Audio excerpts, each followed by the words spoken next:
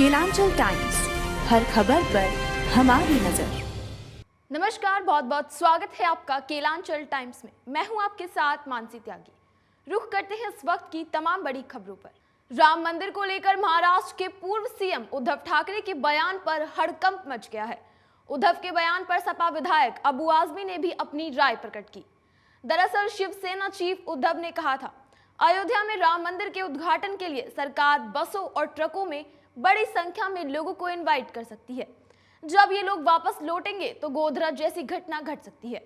अबू आजमी ने कहा, उद्धव ने अयोध्या मंदिर के दौरान हिंसा, गोधरा कांड होने की आशंका जताई है। यह बहुत गंभीर बयान है।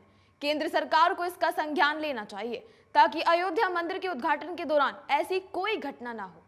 अबू आजमी ने कहा, 2014 के बाद से जिस तरह से मुसलमानों के खिलाफ देश में माहौल बनाया जा रहा है, उनके खिलाफ नफरत लोगों के मन में भरी जा रही है। ऐसा कुछ कराया जा सकता है? अबू आजमी ने कहा, मैं पिछले कई महीनों से महाराष्ट्र सरकार से मांग कर रहा हूं कि देवी देवताओं, पैगंबर मोहम्मद या दूसरे धर्म को लेकर जो लोग सोशल मीडिया पर गलत इस्तेमाल करते हैं, भड़काऊ पोस्ट डालते हैं, उनके खिलाफ धारा 153A मत लगाइए। ऐसे लोगों के खिलाफ आतंकवाद की धाराएं लगाएं जिससे उन्हें जल्द जमानत ना मिले। लेकिन सरकार सुनने को तैयार नहीं है क्योंकि राज्य सरकार की नीयत में खोट है। अबू आजमी ने आगे कहा, राहुल गांधी ने जो विदेश में बीजेपी और केंद्र सरकार के बारे में बोला, उसका G20 के आयोजन से क्या लेना देना? बीजेपी का हिंदुत्व ढोंग है, यह बिल्कुल सही है। 2014 के बाद से देश का माहौल देख लीजिए, समझ आ जाएगा। राहुल गांधी पर उंगली उठाने से पहले बीजेपी को खुद में झांकना चाहिए। अबू आजमी ने कहा, उदयनिधि हो या अभिनेता प्रकाश राज, वो ऐसे बयान क्यों दे रहे हैं, पहले इसके बारे में सोचना चाहिए। उन्होंने अपनी बात रखी है। शायद पहले में हिंदू मुसलमान के मुद्दे बनाकर की गई हिंसा को लेकर टिप्पणी की गई होगी। प्रकाश राज भी तो हिंदू हैं, फिर वो सनातन पर ऐसे बयान क्यों दे रहे हैं, यह समझना चाहिए।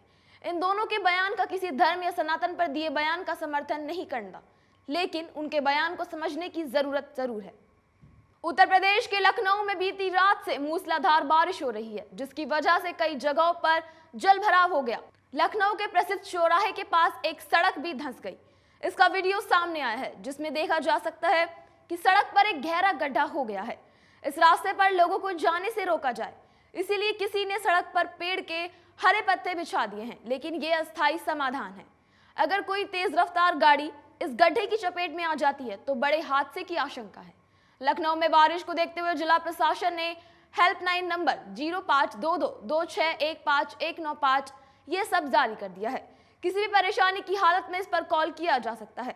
लखनऊ में आज भी भारी बारिश के साथ बिजली कड़कने की आशंका जताई गई है। डीएम ने एडवाइजरी जारी करके लोगों को सलाह दी कि वे अपने घरों में ही रहें। आशंका जताई जा रही है कि भारी बारिश के साथ भीषण बिजली भी कड़क सकती है। इसी वजह से लोगों से कहा गया है कि वो बहुत जरूरी होने पर ही अपने घरों से बाहर निकले। मौसम विभाग के मुताबिक अगले 3 घंटों में बहराइच, बाराबंकी, गोंडा, हरिदोई, लखीमपुर खीरी, लखनऊ, सीतापुर में गंभीर तूफान और बिजली गिरने के साथ भारी बारिश होने की संभावना है। मौसम विभाग ने एडवाइजरी जारी करके कहा कि बहुत तेज बारिश की वजह से बाढ़ के हालात बन सकते हैं। ऐसी स्थिति में पक्के मकान के अंदर रहें। बारिश की वजह से ट्रैफिक जाम की स्थिति हो सकती है, इसलिए घर से अपने सोच समझ कर निकलें। नालों में पानी का फ्लो बढ़ सकता है, इसीलिए इनसे दूरी बनाकर रखें। साथ ही ऐसे पुलों से भी दूर रहें जो पानी के निचले लेवल पर बने हों।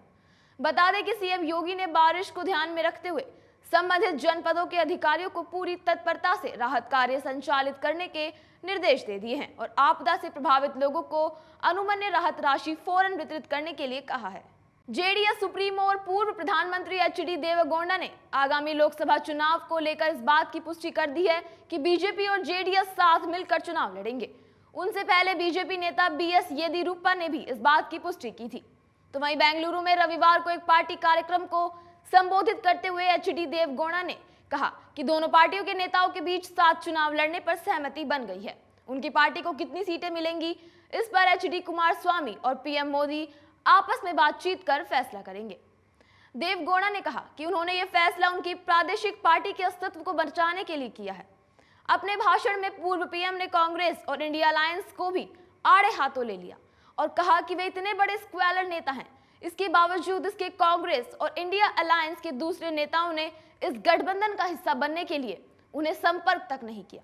तो वहीं गौरतलब है कि आगामी लोकसभा चुनावों को ध्यान में रखते हुए सभी पार्टियां सियासी समीकरणों को साधने में जुटी हुई हैं।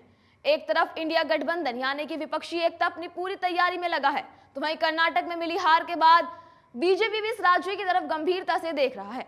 यही वजह है कि बीजेपी और जेडीएस कर्नाटक में गठबंधन के साथ एक नए युद्ध के लिए खुद को तैयार कर रहे हैं। G20 शिखर सम्मेलन समाप्त होने के बाद भी कनाडाई प्रधानमंत्री जस्टिन ट्रूडो अभी भी भारत में ही हैं। दरअसल रविवार को उनकी वापसी से पहले ही उनके एयरबस विमान यानी कि एयरबस प्लेन में खराबी आ गई थी, जिसके बाद से वो राजधानी स्थित ललित होटल में अपने कमरे में ही ठहरे हुए हैं। होटल में रहने का फैसला उन्होंने स्वयं ही किया था। तो वहीं विदेश मंत्रालय को उनकी तरफ से किसी प्रकार के आधिकारिक कार्यक्रम की भी सूचना सोमवार को नहीं मिली थी। इस बात की पुष्टि खुद उनका स्वागत करने वाले राज्य मंत्री राजीव चंद्रशेखर ने बताई थी और उनकी ओर से इस चीज की पुष्टि की गई है। मंत्री ने यह भी स्पष्ट किया कि उनकी ड्यूटी कनाडाई पीएम का एयरपोर्ट पर स्वागत करने की थी। तो वहीं एक रिपोर्ट के मुताबिक बताया जा रहा है कि विमान में खराबी के बाद कनाडा के प्रधानमंत्री जस्टिन ट्रूडो अभी भी भारत में ही फंसे हुए हैं। वहीं उनके भारत में फंसे होने पर यह सवाल उठाए जा रहे हैं कि G7 देश के प्रधानमंत्री तब क्या करते हैं जब वे अचानक खुद को 36 घंटों के लिए किसी विदेशी देश में फंसा हुआ पाते हैं। 51 वर्षीय कनाडाई प्रधानमंत्री जस्टिन ट्रूडो ने अपने एयरबस विमान में खराबी आने के बाद राजधानी के ललित होटल में अपने कमरे में रहने का फैसला किया। वही रिपोर्ट बताती है कि हालात उस समय और खराब हो जाते जब G20 में उनको लेकर कोई खास गर्मजोशी नहीं देखी गई थी। G20 में पीएम मोदी ने कनाडा में भारत के खिलाफ लगातार उठ रही आवाजों को लेकर गहरी चिंता जताई थी और इस मामले को मजबूती के साथ शिखर सम्मेलन के मंच पर उठाया था। इस मामले पर कनाडाई पीएम ने रविवार को एक संक्षिप्त बयान भी जारी किया था। इस बयान के कुछ समय बाद अलगाववादी समूह सिख फॉर जस्टिस SFJ ने रविवार को कनाडा के ब्रिटिश कोलंबिया के एक गुरुद्वारे में जल्दबाजी में खालिस्तान जनमत संग्रह की व्यवस्था भी कर दी थी। लेकिन कनाडा में चरमपंथी संगठनों की ओर से उठाए गए इस तरह के कदम की ओर भारत सरकार का ध्यान नहीं गया। तो वहीं भारत में फंसे कनाडा पीएम ट्रूडो ने सोमवार को सरकार के साथ कोई आधिकारिक बातचीत नहीं की। केंद्रीय सड़क परिवहन और राजमार्ग राज्य मंत्री जनरल रिटायर्ड VK सिंह ने सोमवार को कहा कि पाकिस्तान के कब्जे वाले कश्मीर यानी कि पाकिस्तान ऑक्यूपाइड कश्मीर POK इसका कुछ समय बाद खुद ही भारत में विलय हो जाएगा। राजस्थान के दौसा में सिंह ने POK के शिया मुसलमानों की भारत के लिए सड़कें खोलने की मांग के बारे में पूछे जाने पर जवाब दिया कि कुछ समय इंतजार करें, POK का अपने आप भारत में विलय हो जाएगा। वहीं G20 शिखर सम्मेलन G20 समिट की सफलता पर मंत्री VK सिंह ने एक बयान दिया था। उन्होंने कहा था G20 कार्यक्रम सफल रहा, ऐसा संगठित आयोजन पहले कभी नहीं हुआ। देश के 60 शहरों में लगभग 200 बैठकें आयोजित की गई। VK सिंह ने दौसा में कहा कि इतनी सफल आयोजन के लिए अन्य देशों ने भी भारत की सराहना की है। सम्मेलन में जारी सामूहिक घोषणा पत्र में भारत को बड़ी जीत हासिल हुई। दुनिया यूक्रेन समेत कई मुद्दों पर बटी हुई थी, लेकिन पीएम नरेंद्र मोदी जी ने उनकी बुद्धिमत्ता से हम सब ने मिलकर एक ऐसा रास्ता निकाला जिस पर किसी भी देश की कोई आपत्ति नहीं जताई गई। उन्होंने कहा कि बायोफ्यूल अलायंस और भारत से यूरोप तक कॉरिडोर बनने से भारत की आर्थिक प्रगति का मार्ग प्रशस्त होगा। G20 के आयोजन से भारत के बढ़ते हुए स्वरूप को दुनिया ने देखा है और 5वीं से तीसरी अर्थव्यवस्था बनने जा रहे भारत ने अपना स्वरूप दिखाया है। उन्होंने आगे कहा कि कांग्रेस नेता शशि थरूर ने भी G20 की संयुक्त घोषणा का स्वागत किया है। केंद्रीय राज्य मंत्री VK सिंह ने दौसा में प्रेस वार्ता के दौरान कांग्रेस पर भी जमकर हमला बोला।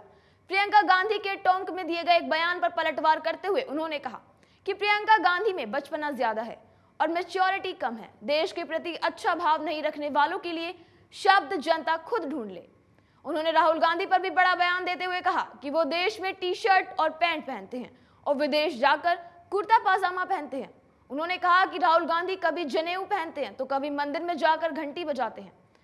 मीट खाकर मानसरोवर यात्रा के लिए जाने वाले लोगों को पता नहीं है कि धर्म क्या होता है। तमाम ऐसी बड़ी खबरों के लिए जुड़े रहें केलांचल टाइम्स के साथ।